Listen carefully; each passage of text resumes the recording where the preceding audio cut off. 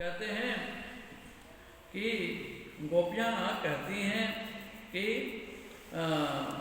आप समुद्र में प्रवेश करो और समुद्र में प्रवेश करके जल ले लो और उस जल को है पर्जन्यदेव आप जब जल लोगे तो आपका श्याम वर्ण हो जाएगा। कैसा श्याम वर्ण हो जाएगा?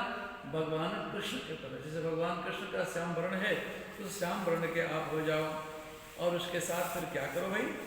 श्याम वर्ण के होकर के तो कहते हैं कि उसी तरह से आप सुंदर दिखाई पड़ो। काले काले बादल बड़े ही सुंदर दिखते हैं, सबके मन में आस हो जाती है, तमन्ना हो जाती है तो काले काले बादल लगे हैं, अब तो बारिश होगी ही, अब तो जो है हमारे किसान बड़े खुश हो जाते हैं कि अब तो हमारे खेतों में जल हो जाएगा, हमारा धान सही हो जाएगा, तो बड़े प्रसन्न होते हैं। तो कहते हैं आप श्याम वर्ण का हो जाइए और श्याम वर्ण के होकर के सुंदर वर्ण का हो जाइए। उसके उपरांत आप क्या करिए कि जैसे भगवान 5 जन्य शंख बजाते हैं वैसे आप गर्जना करिए। आप गर्जना करिए और जैसे भगवान के हाथ में जो सुदर्शन चक्र हैं जैसे खूब तेज चमकते हैं वैसे ही आप भी चमकिए। आपने देखा काले काले बादलों में बिजली कड़कती है, बिजली चमकती है, कड़कती है, बिल्कुल काले काले बादलों में सफ़ेद जो एकदम एक चकाचौंध जैसा हो जाता है। तो कहते हैं उसी तरह से आप भी चमकिए। और उसके साथ ही साथ जो है कहते हैं कि सुदर्शन भगवान जो है उनके विषय में सुदर्शन शतक में आया है, अस्मृत सहस्रार शिखादिति ब्रह्म सुदर्शनम भास्कर कोटि तुल्य। यानी सुदर्शन भगवान के चारों तरफ आरा देखना लकड़ी काटने वाला आरा का तरदान बना हुआ है।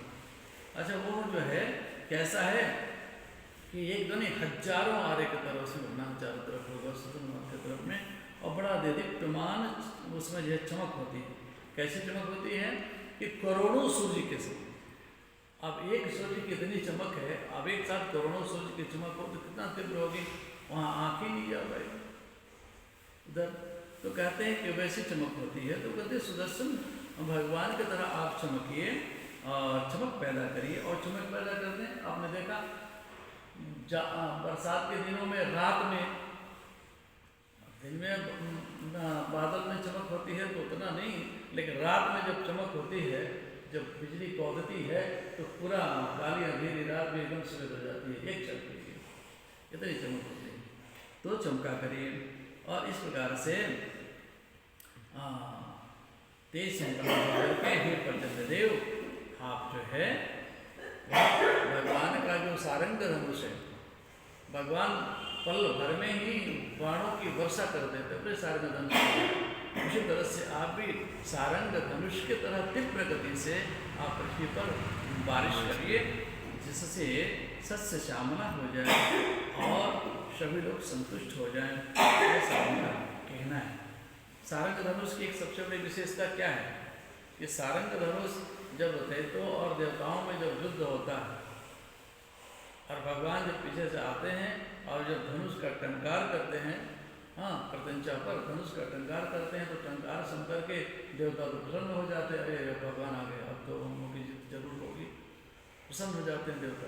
और दैत्य जो है वो भयभीत हो जाते हैं, अरे अब तो भगवान कृष्ण आ गए, भगवान विष्णु आ गए, अब तो हम लोगों के हार निश्चय ही हैं। और दैत्यों का वध करके देवताओं को प्रसन्नता प्राप्त करते हैं। उसी तरह से सारंग धनुष की तरह आप तीव्र गति से बारिश करिए ताकि जो जनता है, जो लोग हैं, वो प्रसन्न हो जाएं, खुश हो जाएं। अब इसमें पर्जन्यदेव के द्वारा की जाने वाली वर्षा का 2 उद्देश्य बताया गया है। पहला उद्देश्य यह है कि इस वर्षा से संसार के समस्त जीवों का कल्याण होगा, और दूसरा उद्देश्य यह है कि हम लोगों का यह मार्ग शीर्ष का जो व्रत है वो भी सफल हो जाएगा, क्योंकि व्रत का उद्देश्य वृष्टि है। व्रत करने का उद्देश्य यह है कि सबका भला हो, हमारा भी भला हो और सबका भला हो। तो इस उद्देश्य से अब चूँकि कृषि प्रधान देश होने के कारण जो है जब समय समय से बारिश होगी तो धरती जैसे से सांवला हो जाएंगे, हरी भरी हो जाएंगी और समय से सारे अन्न बजेंगे, सब लोग प्रसन्न हो जाएंगे, तो व्रत हमारा सफल हो जाएगा। यही कहना है। क्योंकि पिछले गाथा में गोदा जी ने कहा जगति सर्वत जीवन कृते अस्माकम सानंदम मार्ग शेषावगाहन कृते च। सबसे कहा है जनता है लोगों, यह मार्गशीर्ष का व्रत जो हम करने जा रहे हैं उसमें आप सब भी आओ, शामिल हो, आप सबों का भी भला हो। तो इस जगत के भला के उद्देश्य से ये गोदा जी ये गोपियाँ ये व्रत कर रही हैं। अब आइए ध्वन्यार्थ पर तात्पर्यार्थ करते हैं, तात्पर्याय भी हो और उसको ध्वन्यार्थ बोलते हैं। तो इसमें क्या है कि इसी मेघ के माध्यम से आचार्य को संबोधन किया है। गोदा जी ने आचार्य को संबोधन किया है। कहती हैं कि आचार्य और मेघ में समानता है। आचार्य मेघ में समानता है। किस बात की समानता है कि मेघ क्या करता है? मेघ सागर का, समुद्र का खारा जल ले करके स्वयं उसे पीता है, पी करके उसको मीठा बनाता है और उसके बाद जो है वह उसको क्या करता है, वर्षा कर देता है, जिससे जनता प्रजा संसार के लोग संतुष्ट हो जाते हैं, खुश हो जाते हैं। उसी तरह से जो आचार्य होते हैं ना, वेद रूपी सागर से जो अत्यंत कठिन, दुर्वाग्राह्य और कठोर अर्थ जो है उनको वह क्या करते हैं, ग्राह्य करते हैं, सुग्राह्य करते हैं।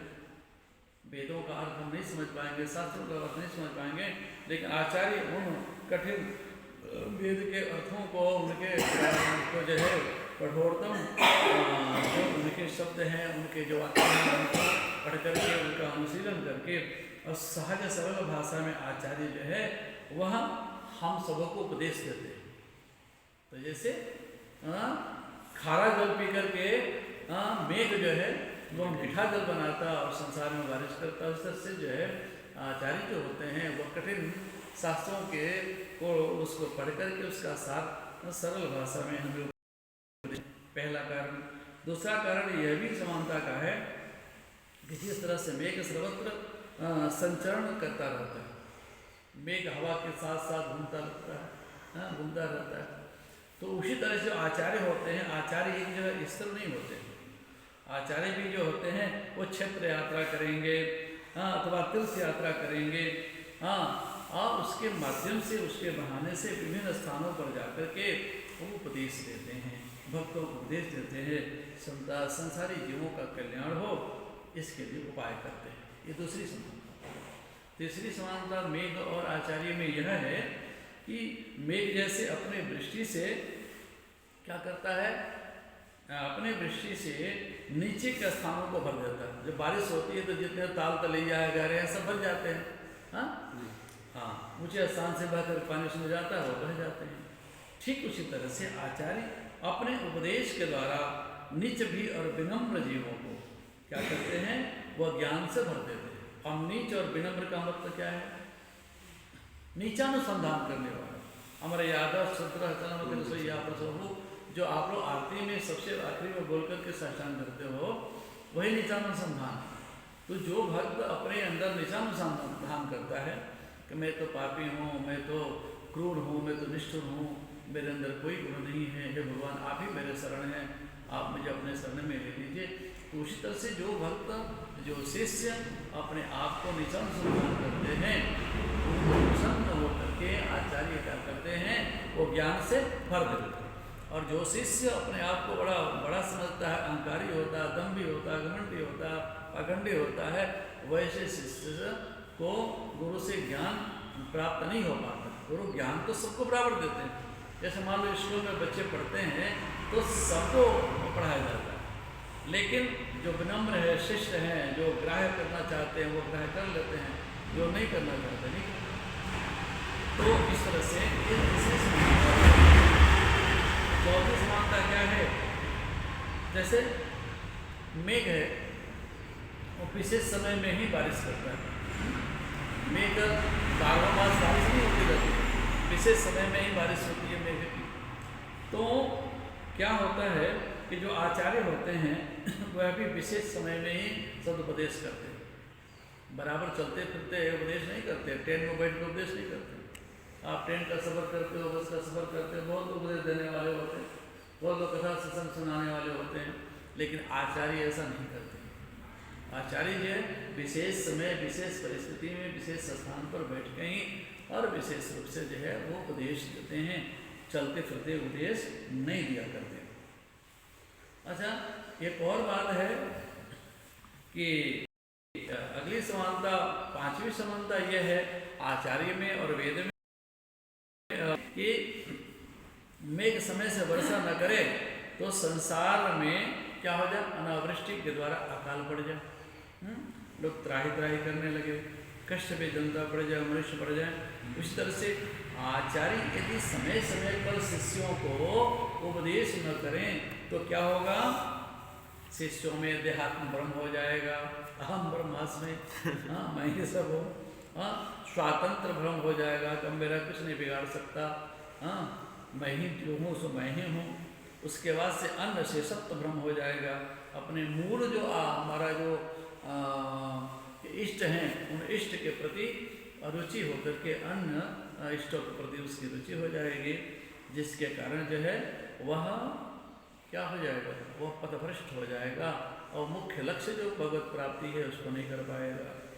उसके बाद से क्या होगा, अबांधवों में बंधुत्व का भ्रम हो जाएगा, जो अपना नहीं है उसको अपना समझेगा, जो अपना है उसको अपना नहीं समझेगा।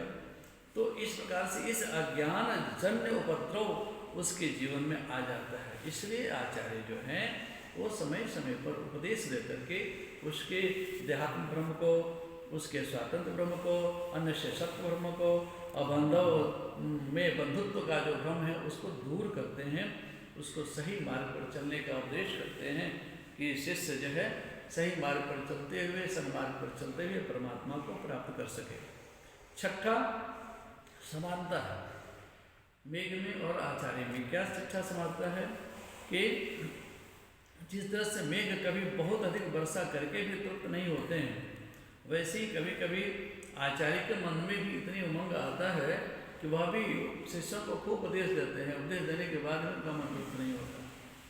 ऐसा देखा कभी कभी जो है ऐसा हो जाता है कि खूब बारिश होती है, इतना बारिश होती है कि लोग परेशान हो जाते हैं।